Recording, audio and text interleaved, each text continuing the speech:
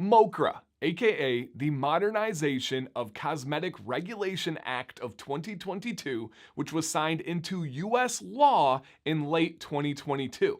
Now, I did say law. I did not misspeak there. I did not overlook it. I did not use the wrong term. This is not a policy. It's not a suggestion. It's not implied. It is now US federal law. And this is a big deal. It's actually the biggest cosmetic law change that we've seen since 1938.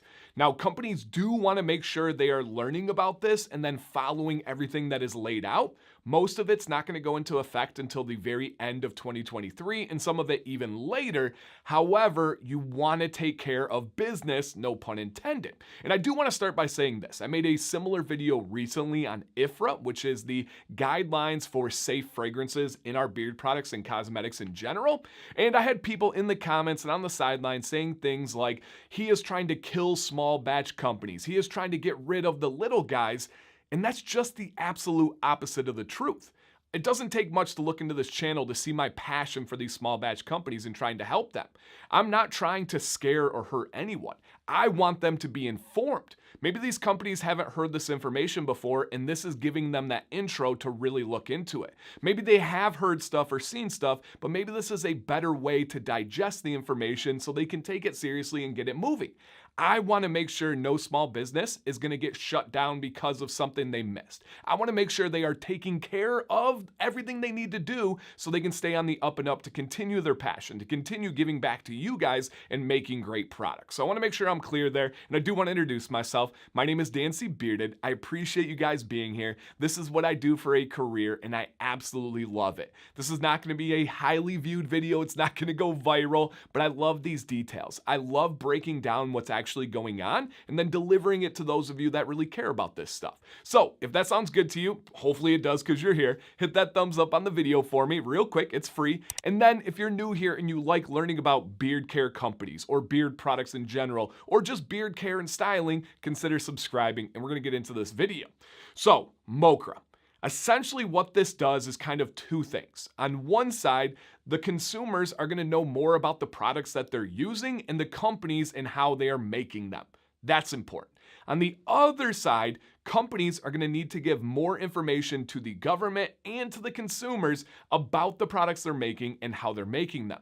I'm not saying that this is good. I'm not saying that this is bad. I am just relaying this information to you guys so you can hopefully understand. And then if you want to go farther, dive deeper yourself, I'll put links in the description, specifically one from the FDA. Again, this is not hearsay. This is not me guessing. This is a law now.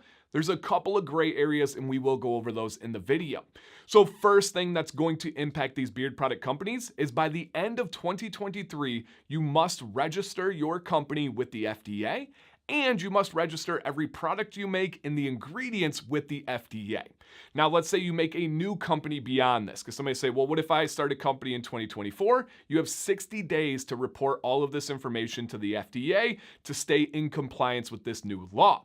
So, okay, now you got another step, but not a big deal. You should be able to do all of these things, and they're going to put it pretty simply online to be able to get all of your information to the FDA.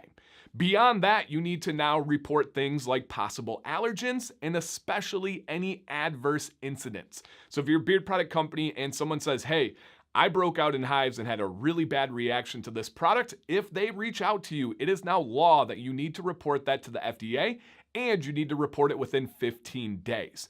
They're just trying to get a bigger sample size of different ingredients and products out there and how people are reacting to it.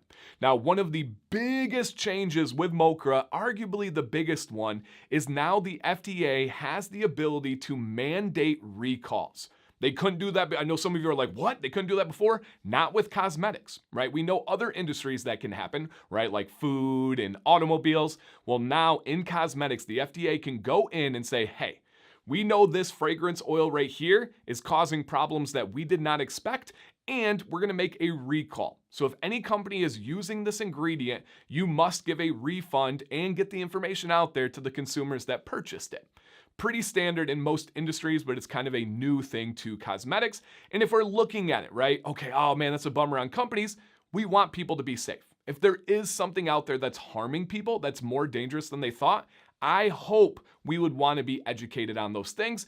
A lot of people like to downplay cosmetics. Cosmetics can seriously hurt people. And so if we can keep the safety, that's a good thing. Another aspect that companies need to follow now is going to be GMPs, or good manufacturing practices. I talked about these in that IFRA video and why you should be following them. Well, now the only difference is that it's not implied. They have been heavily implying this for years. It is now actually in law. They use that term in the FDA link that's down below. And essentially, you just got to track everything that you're doing with batch numbers, with ingredients, and be able to prove that you are safe and you're doing it the right way. If the FDA comes one day knocking on your door and says, hey, we need to know you're doing this right, you're able to show them all of those right documents. So that's a big one. So adverse reactions, report your company, be able to have the mandated changes of the recalls. Those are all big in there. Now, they do have a little disclosure at the bottom that says they may have some exemptions for small businesses. Now, there's a couple of problems there. We don't know what those exemptions are going to be, and we don't know what the measurement is for a small business, right? So in the past, we've seen similar things, and there's a couple of key notes to understand if you are a small business. Normally, they're going to make that measurement based on the annual revenue that you bring in. I've seen a lot of instances around the $500,000 mark. So $500,000 a year in revenue and under, oftentimes they will say that that is a small business, but it depends on the industry and it depends on the situation. And then the exemption oftentimes has a time limit. For example, very commonly, 3 years could be the exemption that they use. Now, if you're a small business or a small batch company that's been in business for more than 3 years, you might already be out of the exemption range. They want you to grow your business. They want to make sure you are trying to be profitable and trying to get as big as possible. That's why they put those expirations on their exemptions. So it's just something to keep in mind. I'm going to stay on top of the information as it comes out. We will know by the end of 2023 what those exemptions are and how you get them. So just something to know. If you're reading, you're like, whoa, what about this one, Dan? That definitely is the gray area that we had not really seen before. And it could be good news for some people, but it also might just be completely irrelevant for others. All right. That's the majority of this MoCRA. I'm going to gather my thoughts for about 2 seconds and then come back to you guys for a conclusion. Okay, that covers it. I'm not going to go into any more detail or make it more complicated than it needs to be. I just wanted to plant that seed and then give you guys resources to dive deeper if you want to look into more details of this new law that we have federally in the United States of America. So, first off, I would like to hear your guys' questions. Is there something that I need to clarify or go more into detail about? What are you wondering? And then secondly, share your thoughts. Now, please, be mature, be professional, be positive here. I know government interventions can be a hot topic issue, can get real political real quick. We don't do politics here.